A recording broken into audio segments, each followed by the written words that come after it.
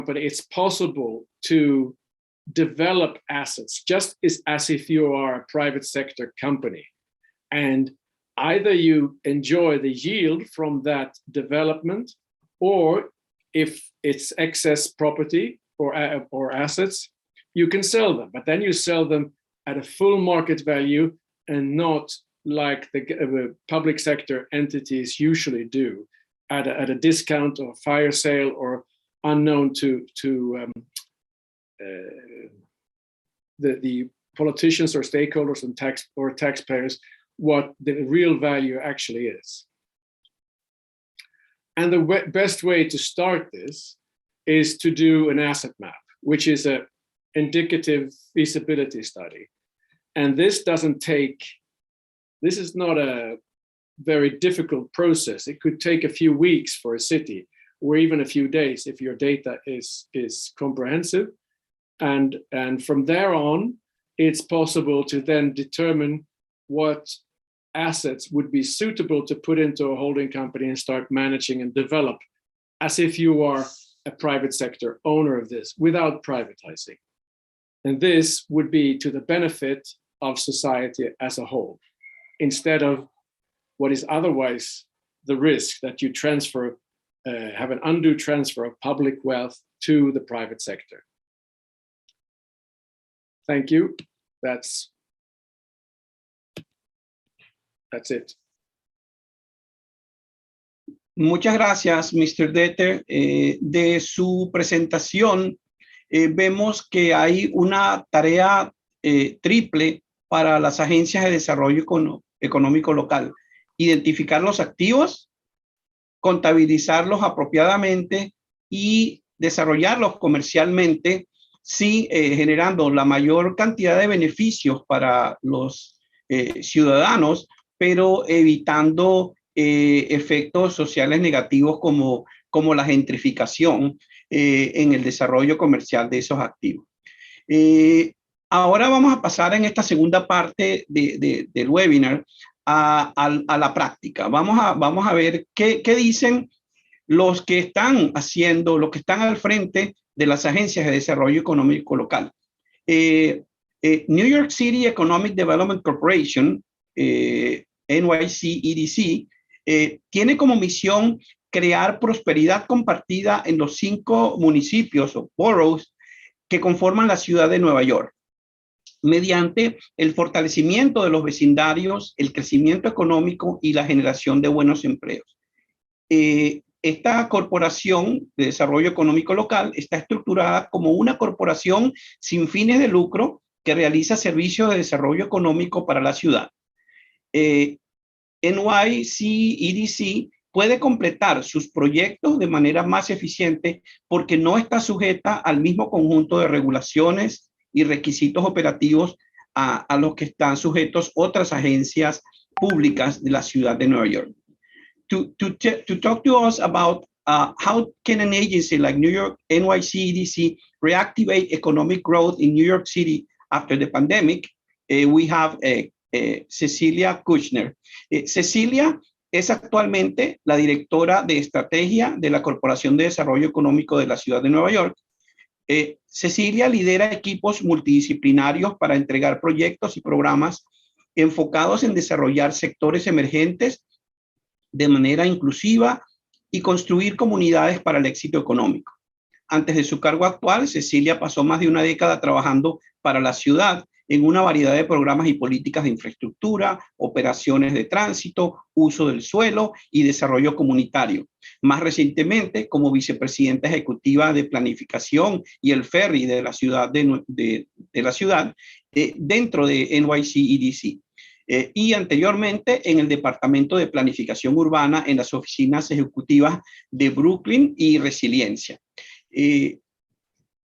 Cecilia, the floor is yours.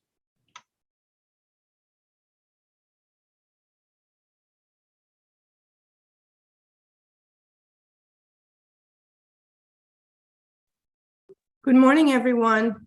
Thank you for having me. It's very exciting to be with all of you. So I'll be talking about how New York City and especially EDC, so we are the Economic Local Development Corporation, is working to recover from COVID-19.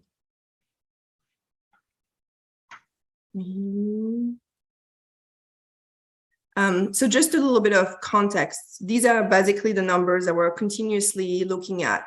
We are adding jobs, and so we're going in the right direction. We have not recovered all of the jobs that we had in 2019, but we are successfully adding jobs, and especially private jobs, every single month. Tourism is back. Tourism is a huge part of New York City's economy and really helps support the hotel industry, the entertainment, and the cultural industry. So we're very excited to see people come back to the city. And then there's still some work to do. Return to office is really lagging. We have very large commercial districts in Manhattan, and a lot of our commercial base is based on these commercial districts being healthy and property taxes flowing. And so this is something we very closely keeping tabs of, and the mayor is really a champion of return to office. And then we're seeing unemployment being very disparate racially across the city, with Black New Yorkers being a lot more unemployed than the rest of the city as a whole. So making sure that we recoup jobs and that these jobs are being felt and held by the diversity of New York City population is a core goal of us. And then we've lost a lot of small businesses, like a lot of very large cities during COVID, and we're not completely rebounded to the baseline of small businesses that we had. So we're very focused on that as well.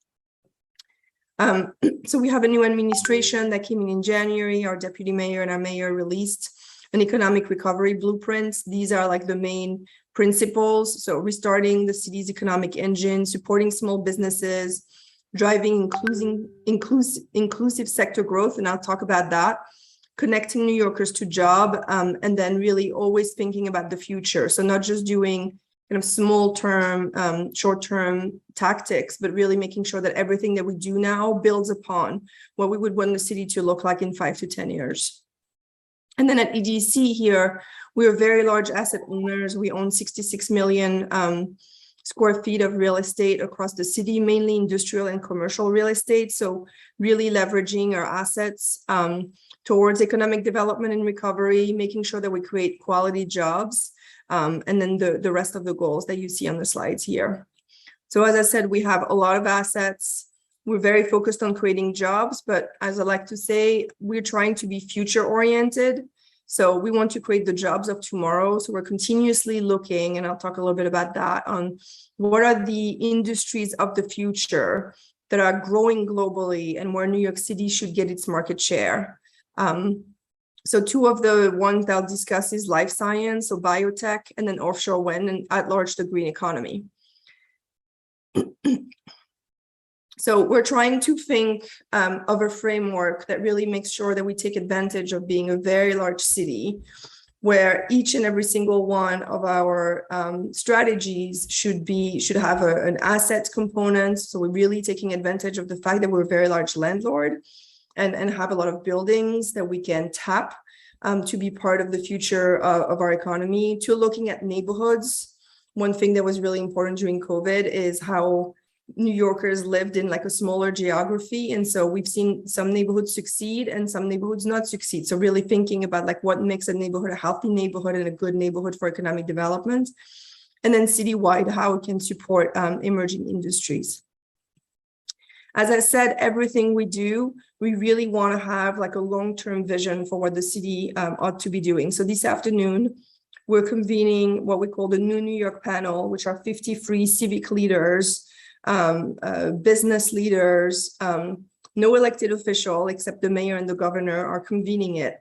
And the idea is really to bring all of these bright brains that have a stake in the future of the city to really define what we think New York City should look like in 5 to 10 years, really focused on our commercial districts. So how do we reinvent them? How do we transform them? What is the future of working looking like? What the new industries are going to want to see in New York City, and how we can make sure that everything that we do builds toward this greater goal. On life science, which is a very key interest of ours, because it's a very large growing sector in the US. And we want to make sure that New York City is competitive. Right now, Boston is the city that has the most life science jobs. So we're looking, and these are just some stats about life science, where we have like set very clear goals for ourselves on the number of jobs and the number of companies that we want to see over the next 10 years. So we were trying to be very goal and outcome oriented. So we're very clear as to what success look like and what our investment is supposed to buy at the end of the day. And so we're making investments on a place-based basis. So we're trying to really create clusters. One of the things we really learned, especially about the new economy and new sectors that are growing, because we're an extremely large city, people want to feel in new sectors that they are colliding with each other, that they're exchanging ideas. So they really need to be co-located in order to succeed. And as the sector grows, it is fine for it to then take over the entire city and to be part of most neighborhoods. But at the beginning, it's really, this co-location is really important. So we're really trying to be focused and surgical in the types of investment that we do to make sure that this co-location occurs. Offshore wind is another example. As Karen mentioned, like the green economy and shift in infrastructure and energy is going to be a huge part of what drives economic development in urban areas and across the nation overall. And so similarly, we're really focusing on our assets, which ones are the ones that are like the most ripe, the most likely to be able to support this new industry. And at the same time, making a lot of investment in workforce development to make sure that these future jobs, local neighborhoods and New Yorkers are actually ready for them. So it's a tripart investment, which is sites, workforce and business, and research and development to make sure that the best and brightest of the innovation in that particular sector occurs in New York City, as opposed to being brought from other places to New York City. Another example here is Hunts Point in the Bronx. We are the asset owner of the Hunts Point Food Distribution Center, which is the largest food distribution center in the nation. So we're doubling down, making a lot of investment in the produce market there to make sure that we continue to create good jobs, as well as making improvement throughout the entire neighborhood, which is a very low income community of color that is not seeing the benefit of these enormous assets being right next to them. So each time we have an asset-based approach, we also want to make sure that we have a neighborhood approach surrounding it. As I said, we're continuously trying to focus on emerging industries, where we have a research group that is continuously diligencing where we see job growth. So a few here that are emerging as being important. One is cannabis, which is being decriminalized and legalized in New York State. So making sure that we set up this economy for the future in the right way. Another one, as I mentioned, is the green economy, offshore wind being one sector, but not all. We're going to have a lot of buildings that will need to be retrofitted to be able to be compliant with new regulation. So that's going to be really important for us. And then tech. Tech has been growing enormously in New York City, but we're seeing a lot of new aspects of tech, blockchain, fintech, health tech. Tech is now disrupting every single traditional sector. So making sure that we are part of this and helping growing this. And so, as I said, we're always trying to create economic clusters. So industry, academia, workforce are really in a place and feel like they are talking to each other, because we think this is the best way to grow an economy, is from a place outwards. And it's the best place for innovation to occur.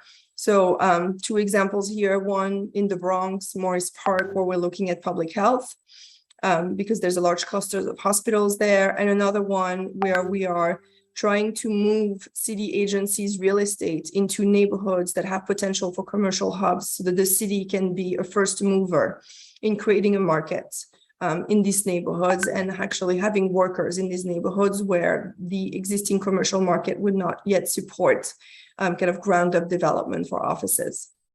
So really trying to leverage the city's assets towards strategic outcomes.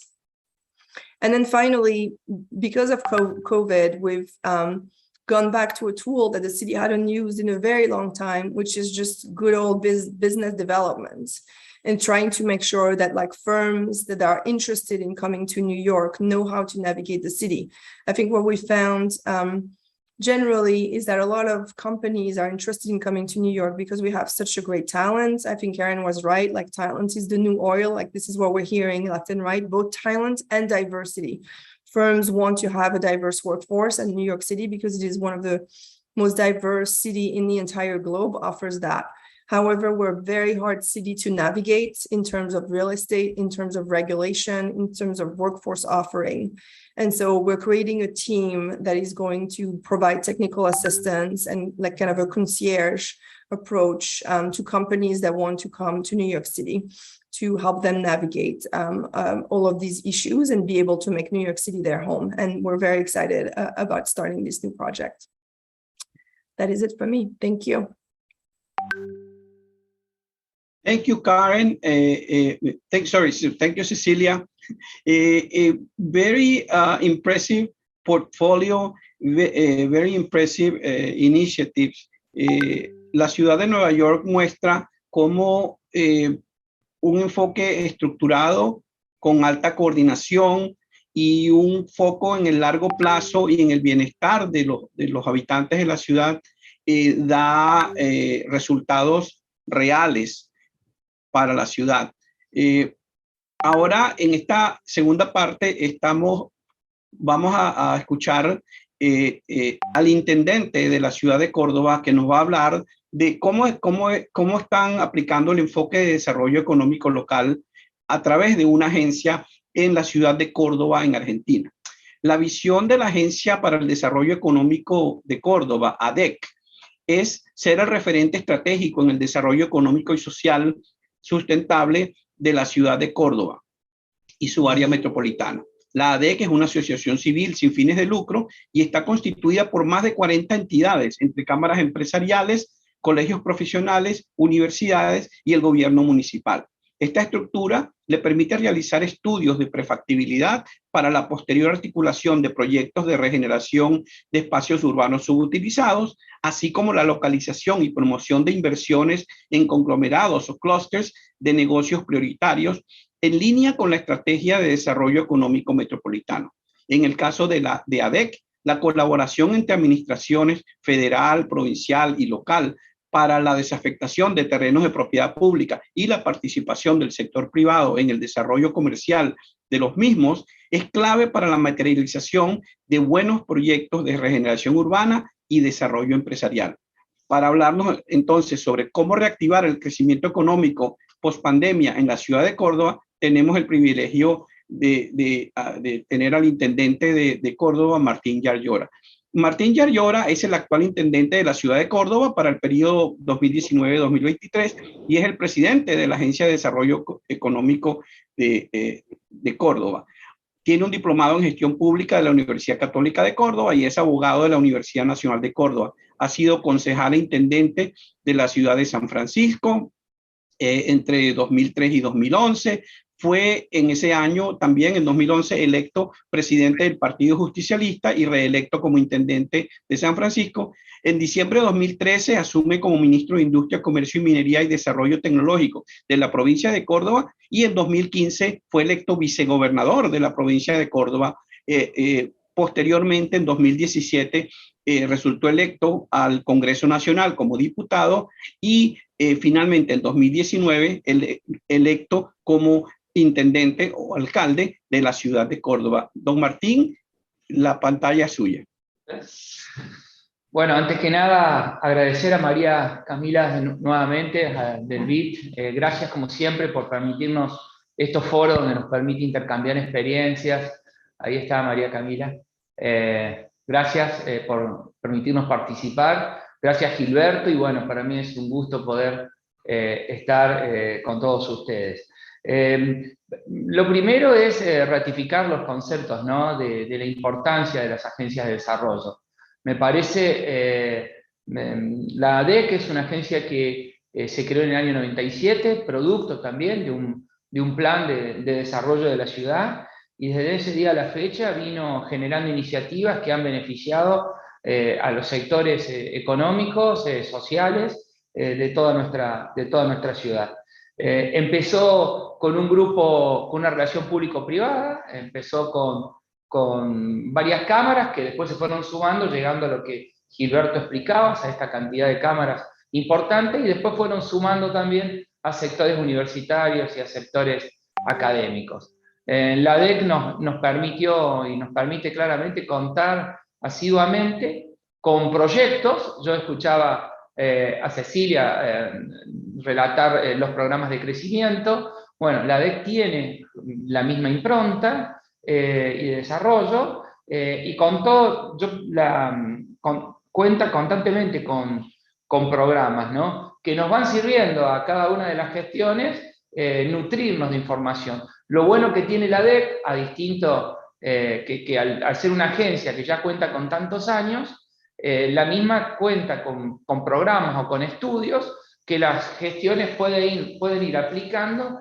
más allá de los mandatos políticos. De hecho, cuando me tocó asumir, en mi caso, para contar experiencias propias, he tomado muchos estudios que la DEC había encargado a determinados profesionales o universidades para poder hacer la mancha urbana de la ciudad, ¿no?, como una base esencial para poder desarrollar todos los otros proyectos, como ustedes contaban, en lo que tiene que ver la guía futura de la materia del desarrollo urbano de nuestra ciudad, como primer hito. Y ahí tomamos muchas cuestiones que tiene que ver la DEC.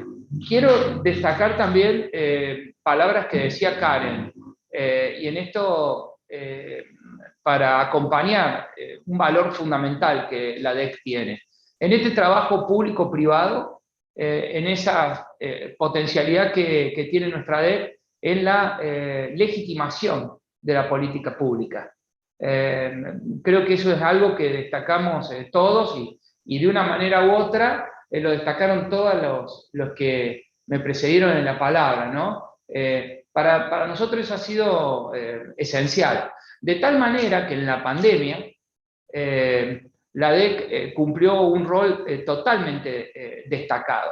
En la pandemia la DEC trabajó y nos ayudó, no solo para la aplicación de la política pública en materia sanitaria de la pandemia, había que desarrollar protocolos por actividad. Pero no era solo el desarrollo de los protocolos por actividad en medio de lo que fue la pandemia y las medidas difíciles que tuvimos que tomar los alcaldes para cuidar la salud de nuestros vecinos, sino que lo más importante fue cómo esos protocolos fueron desarrollándose entre lo sanitario y claramente y lo público, pero cómo fueron llevados a cada sector industrial. Y ahí el gran reconocimiento público de tantos años de esfuerzo, de tantos años de trabajo, del prestigio que nuestra Agencia de Desarrollo tiene, es la que nos permitió poder difundir y aplicar los protocolos a cada uno de los sectores. Si no estuviera la DEC, y esto en medio de la crisis que implicó la pandemia en todos los lugares, en medio de las discusiones sobre qué protocolo aplicar o sobre qué no aplicar, fue la DEC en Córdoba la que nos permitió llegar a cada uno de los sectores económicos y poder aplicar los protocolos, e inclusive utilizando las tecnologías con cursos de capacitación para los sectores. Y eso yo lo quiero destacar porque ha sido un valor impresionante. De hecho, también la DEC demostró en Córdoba su posibilidad de innovación.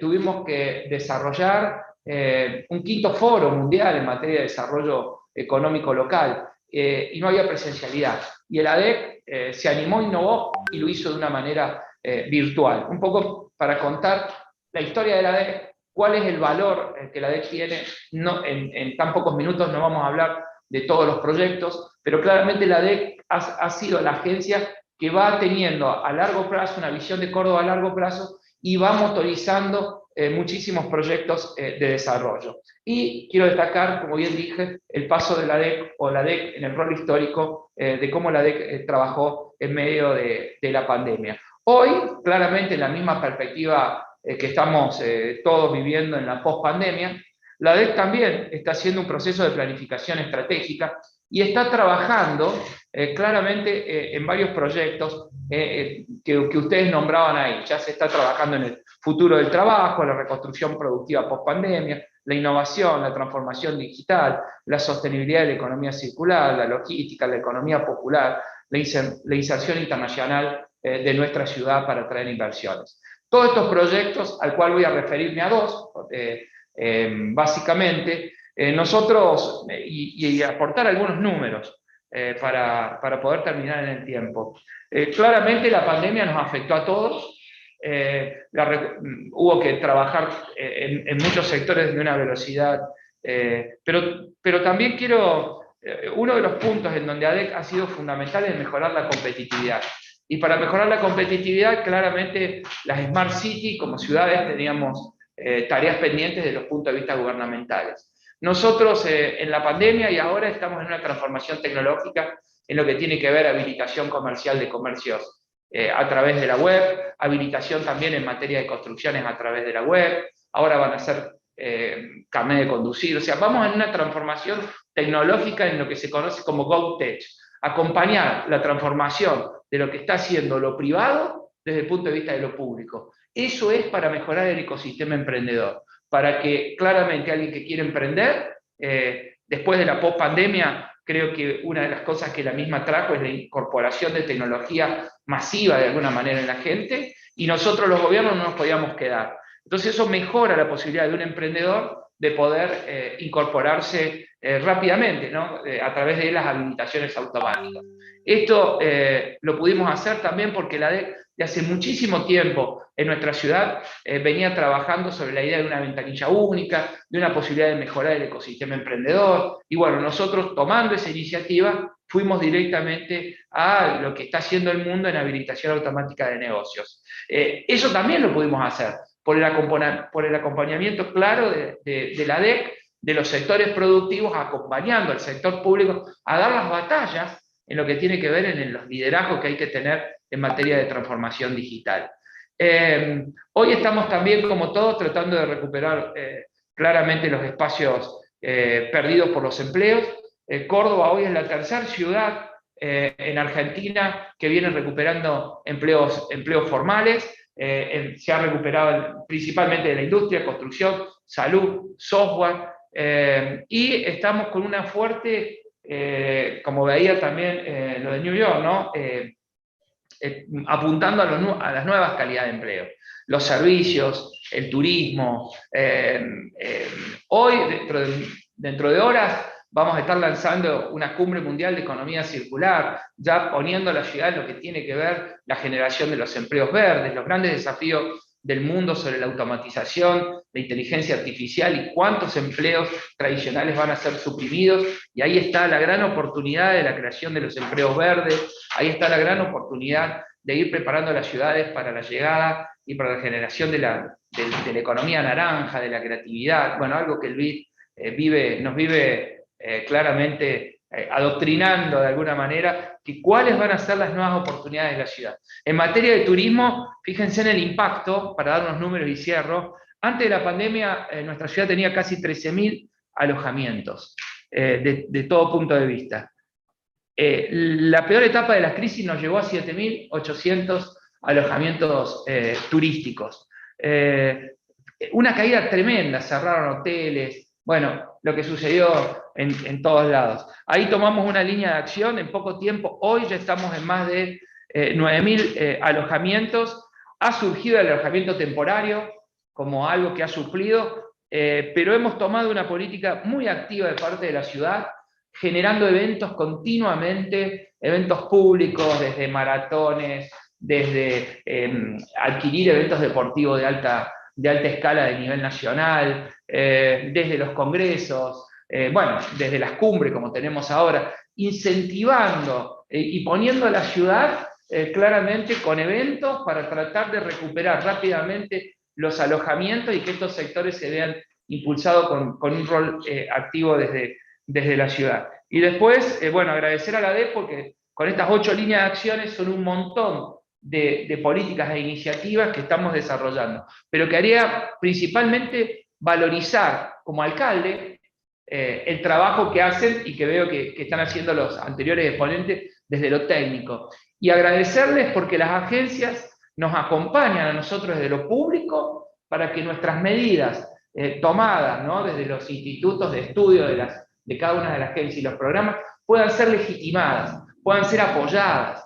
Y cuando lo público y lo privado trabajan juntos, podemos romper las barreras y acelerar las transformaciones que desde lo público solo a veces se vuelve muy difícil. Así que ese rol de las agencias, hay muchos participantes nuevos, aquellos ciudades que no tengan agencias de desarrollo, yo les digo a todos que son un elemento maravilloso que nos permite trabajar lo público y lo privado y que nos permite legitimar políticas de acción para mejorar la vida de nuestros pueblos. Así que muchas gracias, Albit, muchas gracias, Gilberto, y para mí es un gusto haber participado con esta calidad de disertante. Muchas gracias, señor intendente. Usted nos da un sobrio chequeo de la realidad, de la necesidad de entrar en sociedades público-privadas, en utilizar mejor los activos de la ciudad para beneficio de sus habitantes. Ahora vamos a pasar a un corto periodo de preguntas y respuestas, y tengo preguntas, una pregunta para cada uno de nuestros presentadores de hoy. Por cortesía, voy a hacerlas en inglés a los tres presentadores que lo hicieron en inglés, y finalmente la pregunta al señor intendente en español. Karen, how you made a good explanation, gave a good presentation about the policy perspective and the different priorities and topics that are necessary to contemplate in the performance and creation, performance and management of local economic development agencies. But there is an issue, particularly in our region, which is trust. How can you generate credibility in those strategies and projects that these agencies promote vis-a-vis the private sector and the civil society? How can you generate that credibility of the local economic development agencies for the rest of the agents in the city?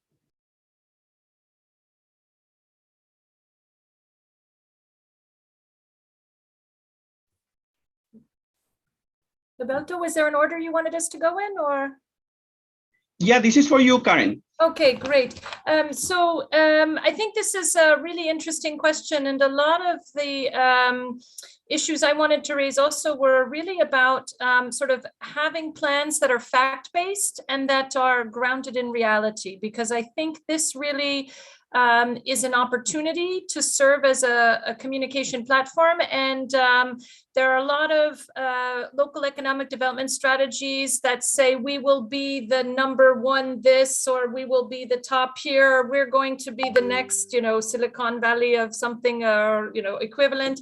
There is a little bit of skepticism associated with that. And that's why I think this opportunity to show the capacity that there is, and in collaboration with others in getting the kind of relevant data, knowing where it makes sense, knowing where this is maybe misguided, but also I think the issue of inclusion, and I'm talking more on the broader economic development firm side than on the real estate side, which has its own other set of specific issues for community buy-in. But I think this is an area where communications wasn't necessarily a strength of all of these agencies, but increasingly there are demands for this. And so we have seen this, for example, when local economic development agencies have been helping in post-disaster regions after a hurricane, et cetera, where the demands are very extreme and where there's a desire for more visibility and scoreboards. But I think it's really this convening power and being seen as not pushing particularly agenda, but bringing people together to get that agenda based on that data. And there's all sorts of new interesting data sources out there that local agencies can use, and social media and all sorts of other metrics that are exciting that can be brought in. And then again, this attention to who is at the table and making sure that inclusion and diversity is represented in these convenings. And I think those will be really important for the credibility. And just to highlight, of course, the time horizon and trying to get people inspired, because the time horizons are sometimes longer term than what people think they need to see immediately. And so getting people around this inspiration so they can be a bit patient to see the results is going to be also very important. Thank you, Karen. Mr. Detter, this question is for you. Let's say you are standing in front of a mayor of, say, Buenos Aires, Mexico City, Medellin, Lima, Córdoba, or Guadalajara, or many other cities, metropolitan cities in our region.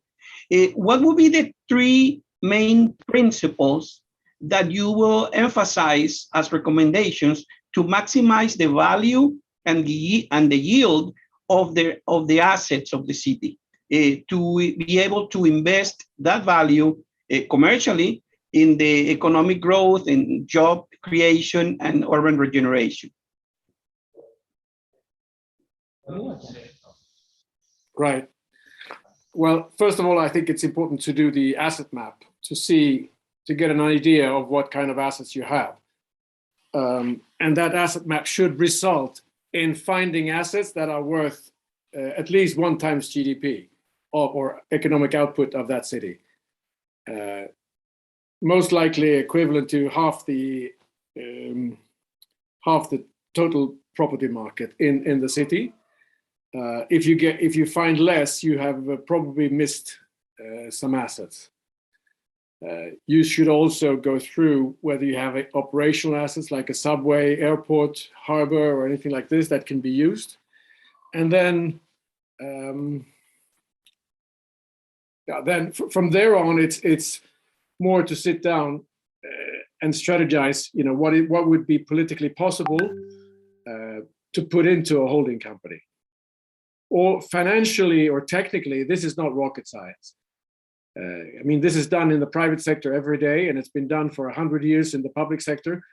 It's all about political will.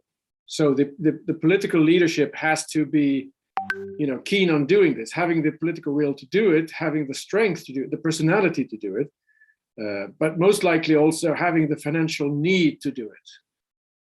Otherwise, I mean, it's politically, this is not very easy.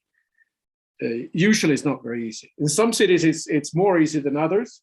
US cities are particularly difficult because they have so many, their ownership is so fragmented, because they have a very messy governance structure with special districts and all kinds of things. So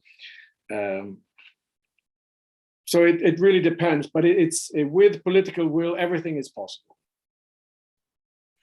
Thank you, Mr. Detter. Cecilia, this question is for you. How can a local economic development agency identify what are the correct incentives to produce beneficial public-private partnerships for the city? Thank you. So I think part, and that's very true from what Dag just said, I think like we often misunderstand our own strength. So what we're trying to rethink now, and crisis help having to really focus that way. So trying to not waste the moment that we're in, which is what is the competitive advantage of New York City? Like, why would people want to be here? And so it's really interesting, as I mentioned earlier, what we're really hearing is not like, we're not competitive on the tax base. We're not competitive on, the price of living here. We're like a lot more expensive than other US cities. So a lot of what we're hearing from companies is talent and diverse talent. and the colliding of really smart people from around the world that give innovation and creates innovation. And this is why they want to be here. And this is why their workforce that, you know, with generation changing, that tends to be younger. This is also why they want to be in a place like New York City, even though economically it might not be the cheapest or the easiest place for them to live. And so I think being very clear that these are our strengths, rather than trying to be competitive on things that, like, naturally it's going to be extremely hard for us to be competitive in.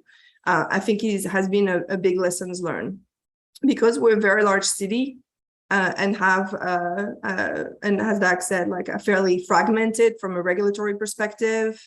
It's actually fairly difficult for companies to come here and do business compared to other places in the nation. So what we've creating this business development desk has become really important. Like, we were able to, during the pandemic, JetBlue, who is a very large employer, the airline company, wanted to move to Florida. And so we, thousands of jobs for New York City, they were in Long Island City and Queens. We pulled a team together that really tried to understand what their issues were, none of which were, we need more tax incentive. All of which were, we're having this issue with the fire department in that building. We're having this issue with the Department of Building in that building. We think like our employees are not going to want to come back to the office because like crime is too high around our subway station. Like, there were just a large collection of small issues that each belonged to a different place in city government. And what we did is to tell them, one, we hear you. Two, we're going to bring everyone together and go through your list of issues systematically, and come up with micro solutions that are responsive to your needs. And three, we are here to serve you. We are not like blasé about the fact that like we are a very big city, you're a very big employer, and it's really important that you stay, both in terms of the number of jobs and symbolically at the time where New York City was. And so we found that this type of approach has been fairly effective. And again, that often the tax incentive doesn't necessarily even enter the conversation. We just need to facilitate lots of coordination with a lot of different actors, and only government can do that. Thank you so much, Cecilia. Finalmente, Intendente Yarriora, la pregunta para usted es, ¿cómo se puede vincular la estrategia económica de una ciudad como Córdoba con la generación de empleos y la regeneración urbana en los barrios, en los vecindarios de la ciudad, a través de una agencia como ADEC?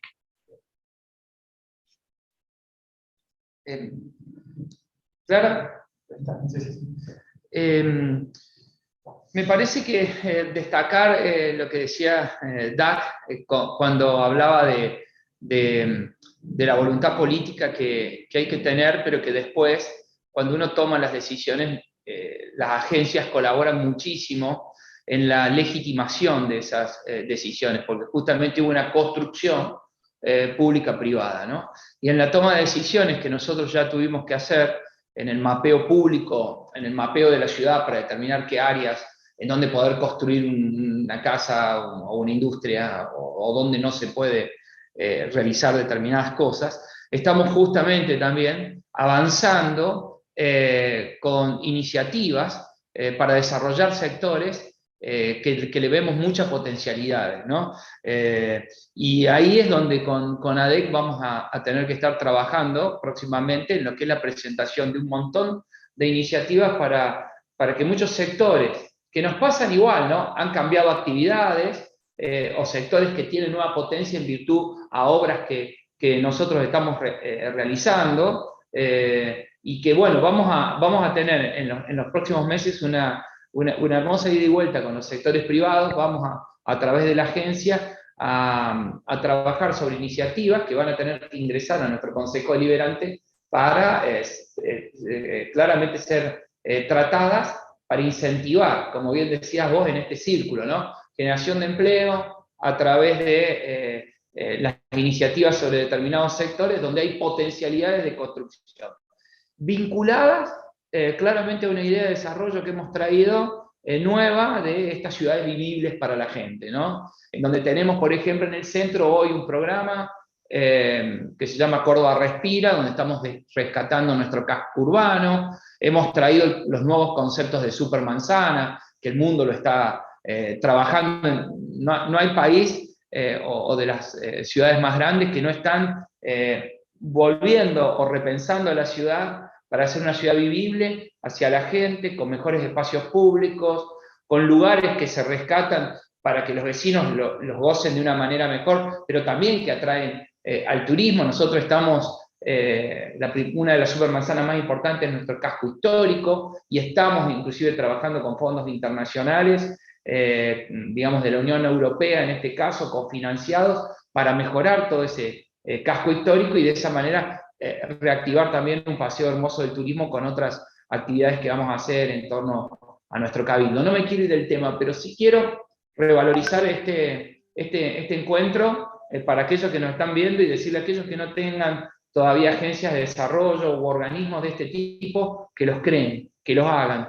porque el trabajo público y privado es importantísimo por las ideas, por los contenidos, por los programas, más allá que a veces superan a los gobiernos en el tiempo, o muchas veces lo superan. Y esa planificación es una guía por donde tienen que ir las ciudades, y aquellos que nos tocan gobernar, ya hay mucho trabajo previo hecho. Y también no hay que verlos como una ayuda. Claramente, las agencias de desarrollo son una ayuda que tenemos aquellos que gobernamos para trabajar en conjunto, para poder aplicar políticas de crecimiento, teniendo lo que tanto DAC o como Karen dijeron en su momento, ¿no? Esa posibilidad, vuelvo a decir, de legitimar política pública para ayudarnos a avanzar, para poder vencer barreras que de otra manera sería muy difícil. Porque para ir al GovTech, que es el gran desafío de las Smart City, necesitamos romper paradigmas, necesitamos bajar burocracia.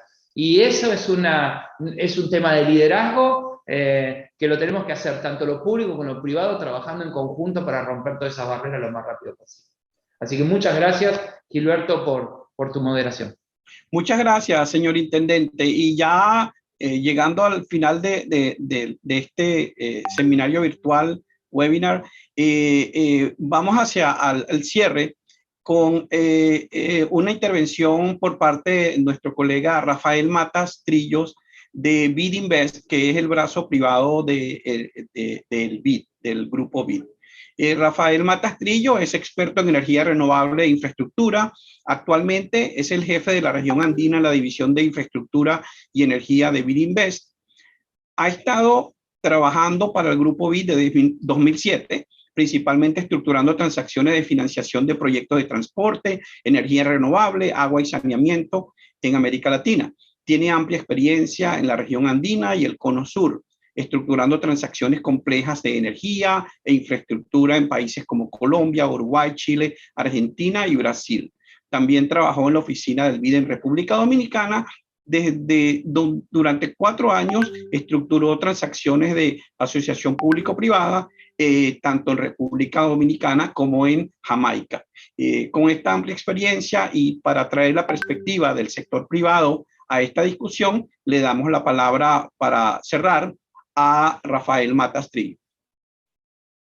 Gracias, Gilberto. Thank you all. Good morning. Thanks a lot, Maria Camila and Gilberto, for inviting me. I mean, thanks to Karen, Martin, Cecilia, Doug for the interventions. I'm just looking here at the, well, I mean, this is IDB group, no? But I mean, I'm looking here at the Zoom, there's 600 participants. I mean, this is, for me, this is great. So congratulations for the event, and thank you very much for inviting me. As Gilberto mentioned, I work at the IDB Invest, the private sector group, the private sector arm of the IDB group. I head the Andean region for the infrastructure and energy division. Private sector group, private sector division means that we finance with no sovereign guarantee, basically. So we finance with recourse to the projects. We finance with recourse to the corporations with no sovereign guarantee.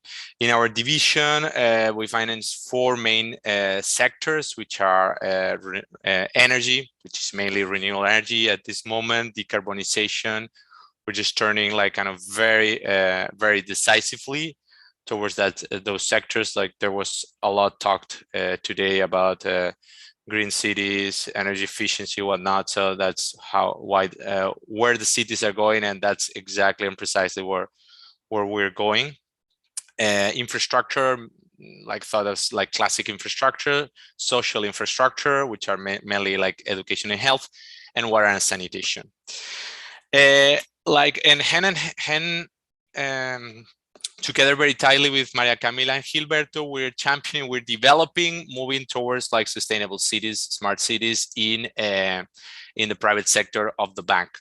Which is the concept here? I mean, I think that we want to leverage on all the knowledge that we have in terms of like this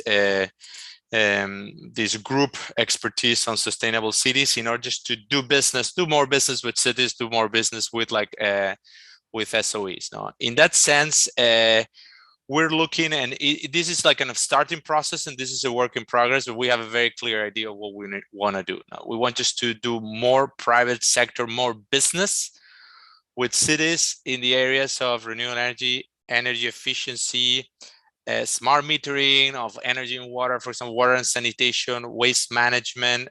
We talked about, obviously encapsulates all what I say, green economy or tourism. What's the structure that we're looking for? We're looking for good credits.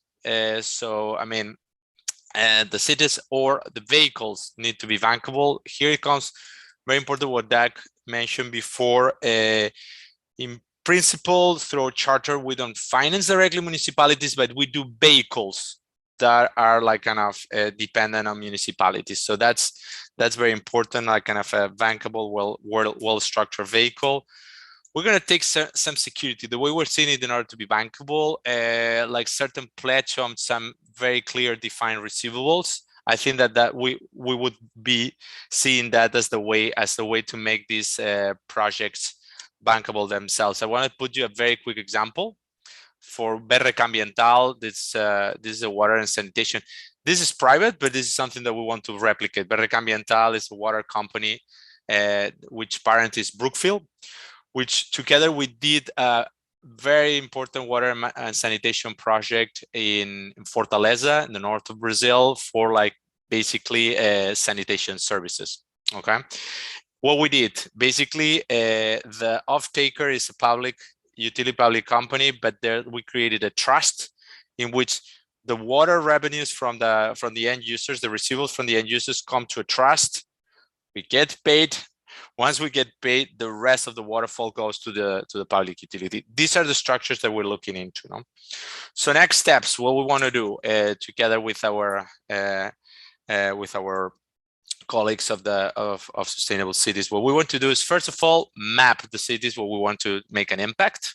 Okay, and that's why I'm saying, and the second step for us, and this is why this forum is so great, we want to see projects. We want to analyze projects, and this is the right place for us just to, I think, to get them. So Maria Camila and Gilberto, they have my context.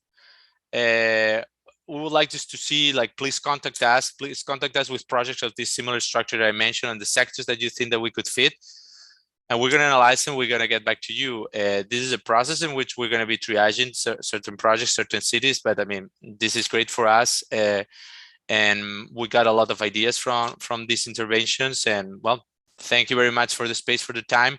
And do reach out, because we want just to get, as per the private sector side of the banking coordination of the group, we want to be doing more business with the municipalities and in the sectors we mentioned. So thank you very much all. Thank you, Rafael. Right on time and right on topic. Muchas gracias a todos los participantes. Hemos tenido 600 participantes conectados continuamente.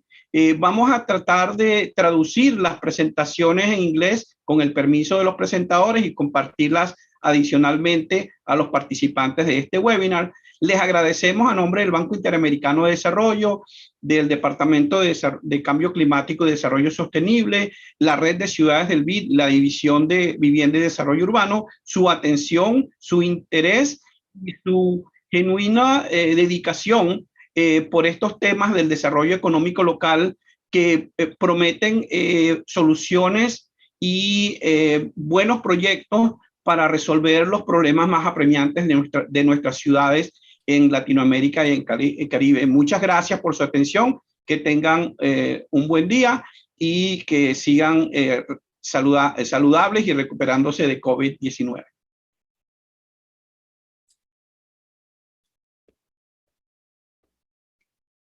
Gracias.